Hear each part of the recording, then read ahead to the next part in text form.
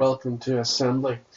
I again have used Psalm 108, and it's a complicated psalm, and it has this one wonderful word in it that is steadfast.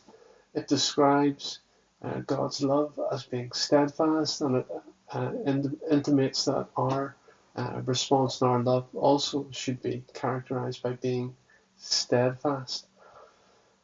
What does that mean? What is it to be steadfast?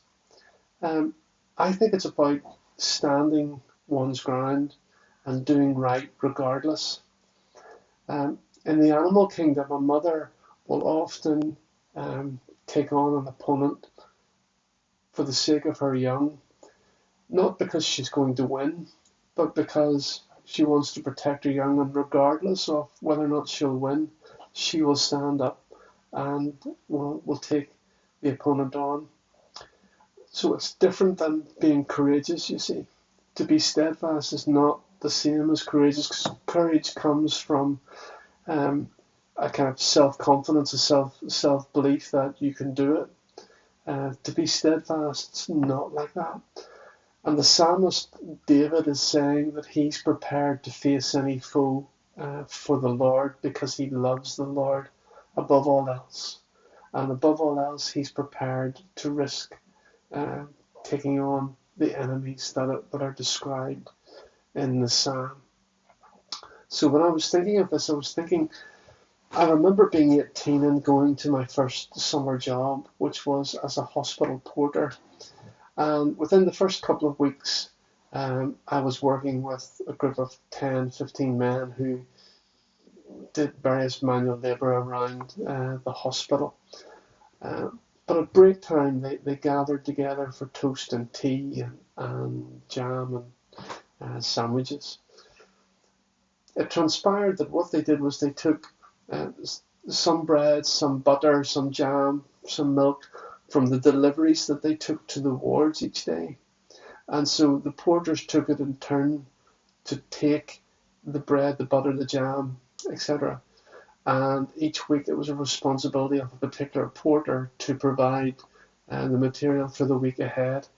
And so my second week, they indicated to me it would be my turn next week that I was to take. And I said that I wasn't prepared to do that because to me they were stealing, because they were doing it in a deceptive way and they were clearly taking that which did not belong to them. So I wouldn't do it. I find that difficult. It was really challenging because I knew that I was going to be ostracized. I knew that they wouldn't react well to it, and certainly for the next 4 months I had a fairly lonely time. In fact, I worked as a hospital porter for 3 summers throughout my university days, and it was lonely because I wouldn't do what they asked me to do. And I've often thought of that at that age of 18, I think I demonstrated courage that was above and beyond. It actually surprised me that I was able to stand up and say, no, I'm not doing that. I was steadfast in what I had been taught was right, and that I wouldn't compromise in that. Fellas, I hope you can see what it is I'm trying to express through this word of steadfast, and how we are called always to be steadfast in those good, solid things. Let's bow our heads and pray. Lord, give me a sense of your living reality in my life, that I might live a more fearless life. Fear is often thinking about myself and my abilities instead of having my mind focused upon others. Give me enough love for you to be brave in all circumstances, that I might be steadfast in your love. In Christ's name we pray. Amen. Gents, thank you for listening. This morning's reading is taken from Psalm 108. My heart, O God, is steadfast. I will sing and make music with all my soul. Awake, harp and lyre, I will awaken the dawn. I will praise you, Lord, among the nations. I will sing to you among the peoples. For great is your love, higher than the heavens. Your faithfulness reaches to the skies. Be exalted, O God, above the heavens. Let your glory be over all the earth. Save us and help us with your right hand, that those you love may be delivered. God has spoken from his sanctuary.